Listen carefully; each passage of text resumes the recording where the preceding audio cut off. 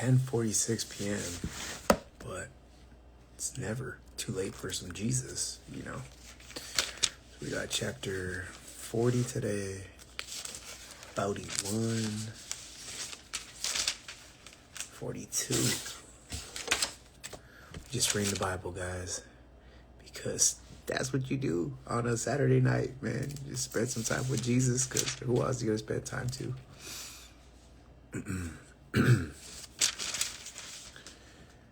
Chapters 40, 41, and 42. All right. What's up, y'all?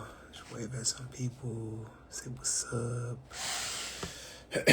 I pray whoever needs to hear this hears this, that they don't just hear these words, but they truly speak to them. And the Lord is with us all. In Jesus' name, amen. All right. So where are we on? We with Joseph right now. Joseph's the family that he was working for. The lady of the house started tripping, was trying to throw herself at Joseph. And Joseph was like, ew, get away from me. And then she got mad. So she said that he tried to get her. And then she was like, nah, man, Joseph was trying to get me. Went to her husband, lied, even though she was the one who was throwing herself at Joseph. And was like, nah, like he tried to get all over me. So then the man of the house grabbed Joseph and was like, man, you going to jail. So now Joseph is in jail. All right. Sometime after this, the cupbearer of the king of Egypt and his baker committed an offense against their lord, the king of Egypt, and Pharaoh was angry with his two officers and the chief cupbearer and the chief baker, and he put them in the custody in the house of the captain of the guard in the prison where Joseph was confined. The captain of the guard appointed Joseph to be with him, and he attended to them. They continued for some time in custody. And one night they both dreamed, the cupbearer and the baker of the king of Egypt, who were confined in the prison, each his own dream, and each dream with its own interpretation. When Joseph came to them in the morning, he saw that they were troubled. So he asked Pharaoh's officers who were with him in custody in his master's house, why are your faces downcast today? They said to him, we have had dreams. There is no one to interpret them. And Joseph said to them, do not interpretations belong to God? Please tell them to me. Here's one thing. Joseph just be like all about God, man. Joseph be him and God like this. He dropped some cold lines. Watch. So the chief cupbearer told his dream to Joseph and said to him, in my dream there was a vine before me, and on the vine there were 3 branches. As soon as it budded, its blossoms shot forth, and the clusters ripened into grapes. Pharaoh's cup was in my hand, and it took the grapes, and pressed them into Pharaoh's cup, and placed the cup in Pharaoh's hand. Then Joseph said to him, this is the interpretation. The 3 branches are the 3 days. In 3 days Pharaoh will lift up your head and restore you to your office, and you shall place Pharaoh's cup in your hand, as formerly, when you were his cupbearer. Only remember me when it is well with you, and please do me the kindness to mention me to Pharaoh, and get me out of this house. For I was indeed stolen out of the land of the Hebrews, and here also I have done nothing that they should put me into the pit. When the chief baker saw this interpretation was favorable, he said to Joseph, I also had a dream. There were 3 cake baskets on my head, and in the uppermost basket there were all sorts of baked food for Pharaoh, but the birds were eating it out of the basket on my head. And Joseph answered and said, this is the interpretation. The 3 baskets are 3 days. In 3 days Pharaoh will lift up your head from you and hang you on a tree, and the birds will eat the flesh from you. Not as favorable as the other one. On the 3rd day, which was Pharaoh's birthday, he made a feast for all of his servants, and lifted up the head of the chief cupbearer and the head of the chief baker amongst his servants. He restored the chief cupbearer to his position, and he placed the cup in the Pharaoh's hand, but he hung the chief baker, and Joseph had interpreted to them. Yet the chief cupbearer did not remember Joseph, but forgot him. It's just so sad. So basically, Pharaoh has two dudes that he put into the jail with Joseph. They both have a dream. Joseph interprets the dream, and he was like, your dream one, he's like, says, you are going to go back to the Pharaoh. Y'all going to have a good time. Just don't forget me when you're out there, because I'm in here falsely. And so just remember me. He tells the other one, he's like, you're going to die. The Pharaoh's just going to hang you. So, sorry, Sure enough, one gets to be back with the cup, goes back to his job as the cupbearer with the Pharaoh. The other one gets hung. But he forgets all about Joseph and the fact that he was supposed to remember him. Let's see real quick. People said, hearing the word loud and clear all the way over here in New Zealand, brother. God bless. Man, God bless, brother. God bless. Just trying to yell out all this to the Bible. Yell all this to the Bible. Yell this to all the people who can hear. Should love you guys too. All right, so that was chapter 40. We got 41 and 42 left today. Good 3 chapters. 3 chapters a day keeps the devil away. That's what they say. After 2 whole years, Pharaoh dreamed that he was standing by the Nile, and behold, there came up out of the Nile 7 cows, attractive and plump, and they fed in the reed grass. And behold, 7 other cows, ugly and thin, came up out of the Nile after them, and stood by the other cows on the bank of the Nile. And the ugly, thin cows ate up the 7 attractive, plump cows, and Pharaoh awoke. That's a crazy nightmare. And he fell asleep, and he dreamed a second time. And behold, 7 ears of grain, plump and good, were growing on one stalk. And behold, after them sprouted 7 ears, thin and blistered, or blighted by the east wind. And the thin ears swallowed up the 7 plump full ears. Then Pharaoh awoke, and behold, it was a dream. So in the morning his spirit was troubled, and he sent and called for all the magicians of Egypt and all its wise men. Pharaoh told them in his dream, but there was none who could interpret them to Pharaoh. Then the chief cupbearer said to Pharaoh, I remember my offenses today. When Pharaoh was angry with his servants, he put me and the chief baker in the custody in the house of the captain of the guard. We dreamed on the same night, he and I, each having a dream with its own interpretation. A young Hebrew was there with us, servant of the captain of the guard. When we told him, he interpreted our dreams to us, giving an interpretation to each man according to his dream. And as he interpreted to us, so it came about. I was restored to my office, and the banker was hung. Then Pharaoh sent and called Joseph, and they quickly brought him out of the pit. And when he had shaved himself and changed his clothes, he came in before Pharaoh. And Pharaoh said to Joseph, I had a dream, and there is no one who can interpret it. I have heard it said of you that when you hear a dream, you can interpret it. Joseph answered Pharaoh, it is not me. God will give Pharaoh a favorable answer. Then Pharaoh said to Joseph, behold, in my dreams I was standing on the banks of the Nile. 7 cows, plump and attractive, came up out of the Nile and fed in the reed grass. 7 other cows came up after them, poor and very ugly and thin, such as I had never seen in all the land of Egypt. And the thin, ugly cows ate up the 7 plump cows. But when they had eaten them, no one would have known that they had eaten them, for they were still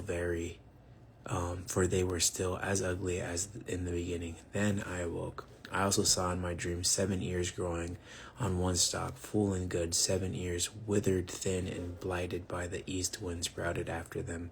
And the thin ears swallowed up the 7 good ears.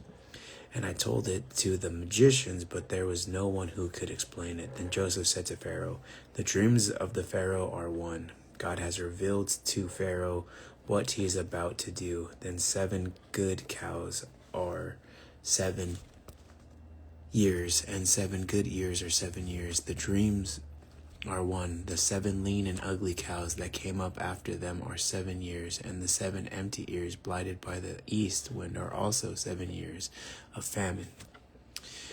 It is as I told Pharaoh. God has shown to Pharaoh what he is about to do. There will come 7 years of great plenty throughout all of the land of Egypt, but after them there will arise 7 years of famine, and all the plenty will be forgotten in the land of Egypt. The famine will consume the land, and the plenty will be unknown in the land by reason of the famine that will follow, for it will be very severe. And the doubling of Pharaoh's dreams means that the thing is fixed by God, and God will shortly bring it about. Now therefore let Pharaoh select a discerning and wise man, and set him over the land of Egypt. Let Pharaoh proceed to appoint overseers over the land, and take 1/5 of the produce of the land of Egypt during the 7 plentiful years, and let them gather all the food of the good years that are coming, and store up grain under the authority of the Pharaoh for food in the cities, and let them keep it in. That food shall be reserved for the land against the 7 years of famine that are to occur in the land of Egypt, so that the land may not perish through the famine. What's up, guys? Wave, wave, wave, wave. Wave, wave, wave. Just waving at everybody.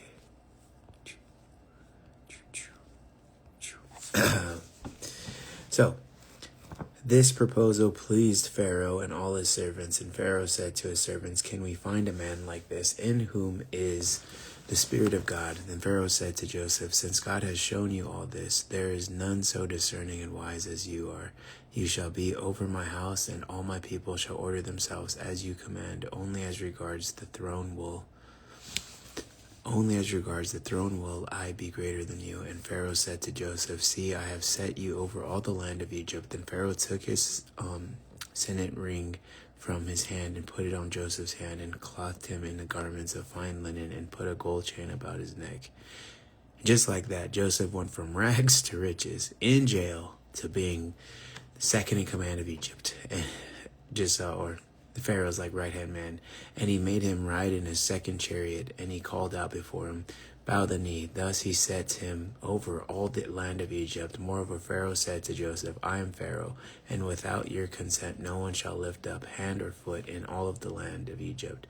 And Pharaoh called Joseph's name Zaphenath-Paneah, and he gave him in marriage Asenath, the daughter of Potiphera, priest of On. So Joseph went out over the land of Egypt. Joseph was 30 years old when he entered the service of Pharaoh, king of Egypt. And Joseph went out from presence of Pharaoh, and went through all the land of Egypt during the 7 plentiful years. And the earth produced abundantly, and he gathered up all the food of the 7 years which occurred in the land of Egypt, and put the food in the cities. He put in every city the food from the fields around it. And Joseph stored up grain in great abundance, like the sand of the sea, until he ceased to measure it, for it could not be measured. Before the year of the famine came, 2 sons were born to Joseph. Asenath, the daughter of Potiphera, priest of On, bore them to him. Joseph called the name of the firstborn Manasseh, for he said, "God has made me forget all my hardships and all my father's house." The name of the second he called Ephraim, for God has made me fruitful in the land of my affliction. The 7 years of plenty that occurred in the land of Egypt came to an end, and 7 years of famine began to come. And Joseph had said, "There was famine in all lands, but in all the land of Egypt there was bread." When all the land of Egypt was famished, the people cried to Pharaoh for bread. Pharaoh said to all the Egyptians, "Go to Joseph. What he says to you, do." So when the famine had spread all over the land, Joseph opened all the storehouses and sold to the Egyptians, for the famine was severe in the land of Egypt. Moreover, all the earth came to Egypt to Joseph to buy grain, because the famine was severe over all the earth. All right, that was 41. We got one more chapter today. Hi, peoples. Chapter 40, 41, 42. So Joseph's second in command of Egypt now. The Pharaoh put him in charge. Thanks for liking the DBZ shirt. Just do it, Nike Goku.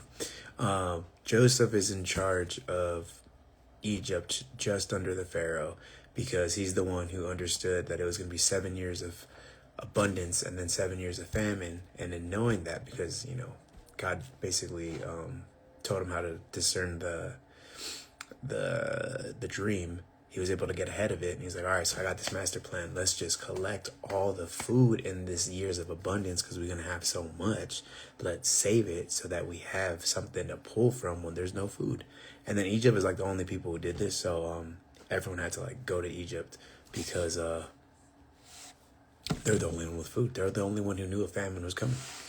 So they're the only ones who thought ahead to make sure they still had food when there was going to be no food.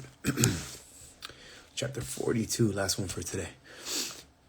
When Jacob learned that there was grain for sale in Egypt, he said to his sons, why do you look at one another? And he said, behold, I have heard that there is grain for sale in Egypt. So go down and buy grain for us there, that we may live and not die. So 10 of Joseph's brothers went down to buy grain in Egypt, but Jacob did not send Benjamin, Joseph's brother, with his brothers, for he had feared the harm might happen to him. Right? Because Jacob right now at this point, he thinks that he already lost a son, right? Jacob thinks that Joseph, who's in charge of Egypt, actually got eaten by like a bear or something. But his brother sold him into slavery and pretended like Joseph got eaten. So besides the point. So he's like, you know what? I'm not going to send my youngest son out there. I kind of want him to be safe. I already lost one. But Jacob did not send Benjamin, Joseph's brother, with his brothers, for he feared the harm that might happen to him. Thus the sons of Israel came to buy among the others who came, for the famine was in the land of Canaan. Now Joseph was governor over the land. He was the one who sold to all the people of the land, and Joseph's brother came and bowed themselves before him with their faces to the ground. Joseph saw his brothers and recognized them, but he treated them like strangers and spoke roughly to them. Where do you come from? He said. They said, from the land of Canaan to buy food. And Joseph recognized his brothers, but they did not recognize him. And Joseph remembered the dreams that he had dreamed of them. And he said to them, you are spies. You have come to see the nakedness of the land. They said to him, no, my lord. Your servants have come to buy food. We are all sons of one man. We are honest men.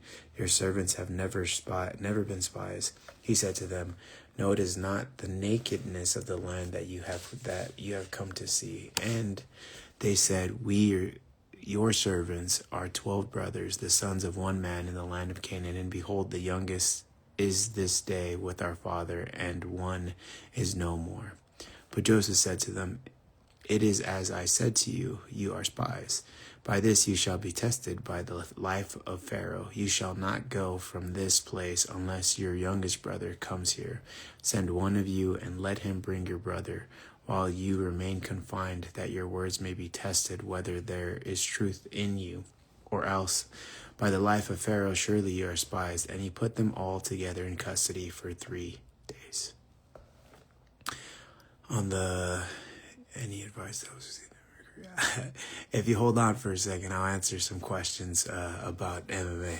I'm almost done with this chapter. On the 3rd day, Joseph said to them, do this and you will live, for I fear God. If you are honest men, let one of your brothers remain confined where you are in custody, and let the rest go and carry grain for your famine of your household, and bring your youngest brother to me, so your words will be verified and you shall not die. And they did so. Then they said to one another, in truth, we are guilty concerning our brother, in that we saw the distress of his soul when he begged us, and we did not listen. That is why this distress has come upon us. And Reuben answered them, did I not tell you not to sin against the boy? But you did not listen. So now there comes a reckoning for his blood. They did not know that Joseph understood them, for there was an interpreter between them. Then he turned away from them and wept, and he returned to them and spoke to them. And he took Simeon from them and bound him before their eyes. And Joseph gave orders to fill their bags with grain and replace every man's money in his sack, and to give them provisions for the journey. This was done for them. Then they loaded their donkeys with their grain and departed. And as one of them opened his sack to give his donkey food or fodder, at the lodging place he saw his money in the mouth of his sack. He said to his brothers, my money has been put back. Here it is in the mouth of my sack. At this their hearts failed them, and they turned trembling to one another, saying, what is that God has done to us? When they came to Jacob their father in the land of Canaan, they told him all that had happened, saying, the Lord of the land spoke roughly to us and took us to be spies of the land. But we said to him, we are honest men, we have never been spies. We are 12 brothers, sons of our father. One is no more, and the youngest is the day with our father in the land of Canaan. Then the man, the Lord of the land, said to us, by this I shall know that you are honest men. Leave one of your brothers with me, and take grain for the famine of your household, and go your way. Bring your youngest brother to me. Then I shall know that you are not spies, but honest men, and I will deliver your brother to you, and you shall trade in the land. As they emptied their sacks, behold, every man's bundle of money was in his sack. And when they and their father saw their bundles of money, they were afraid. And Jacob, their father, said to them, you have bereaved me of my children. Joseph is no more, and Simeon is no more, and now you would take Benjamin. All this has come against me. Then Reuben said to his father, kill my 2 sons if I do not bring him back to you. Put him in my hands, and I will bring him back to you. But he said, my son shall not go down with you, for his brother is dead, and he is only one left. If harm should happen to him on the journey you are to make, you would bring down my gray hairs with sorrow to Sheol. So basically, they pull up on Joseph, but they don't know he's Joseph because they sold Joseph into slavery, right? Joseph went through a whole lot, but now Joseph is like number 2 highest ranking person in Egypt. So famine happens. His brothers that sold him into slavery like years before show up going like, yo, can we get some bread? And Joseph's acting like he doesn't know him. And, he's looking all high and mighty with, the fancy Egyptian clothes on and whatnot. He's like, y'all spies? Is that what it is? And they're like, no, we're not spies. And he's just like, y'all looking like spies. If you ain't spies, prove it. Bring me your youngest brother. And I think he just wants to do that so that he can see his family and have them be all together again. So they go back to the crib and they hit up their dad and they're like, hey man, so we went there for food like you told me to, or you told us to, but the old boy over there, the Lord, he tied up Simeon and he told us to bring Benjamin. So like, yeah. And he's like, what? You're going to do this to me? I've already lost Joseph. Now I've lost Simeon, and he wants to take Benjamin too. So he's stressing and he's praying to God, and he's like, please, please, please, no, So we're going to find out what happens next. We'll be doing chapter 43, 44, and 45 tomorrow. So it's getting good. What's going to happen when they bring it back? Find out next episode. Let me see. What did I miss? All right, totally not on the topic of the Bible per se, but what advice would you give an aspiring MMA fighter like myself? Any advice you have to help me succeed in the MMA career would mean the world to me. So when it comes to succeeding in the MMA world, succeeding with anything in life, first and foremost, eyes on Jesus, eyes on God, eyes on following the book, following being a righteous person, following trying to be a follower of Christ, right? That's the most important. I know we got a lot of wants in our life. I want to do this. I want to do that. I want to be, whoever. But it's not necessarily about what you want, right? Because we want a lot of things, and sometimes we want things that are not good for us. But Jesus, he knows exactly what you need, and he's always going to provide what you need every single day. He's going to put you in the situations that are best for you. We have free will, and we might kind of do things dumbly and choose wrong choices, but when you leave it in his hands, you're going to always be exactly where you're supposed to be. So that's what I would do. I would focus on God first and foremost. Do that. Of course, you got to work hard. You got to, embrace the grind. Try to be the person, you just evolve as a person, right? Getting stronger, faster, smarter, do all those things, but do it for the glory of God first and foremost. And you're gonna always be taken care of. That would be my advice. And I mean, like, let's say you want to make it to the UFC. Some people make it to the UFC, some people don't.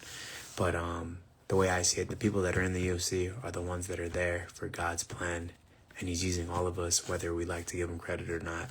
And some people's plans don't end up having them be there, and that's fine, because they're going to end up where they're supposed to be. So by all means, try your best to get to the UFC, try your best to get to wherever you're trying to go, but understand that it's not your plan, it's not your wants that you're trying to make happen. It should all things should be for the glory of God.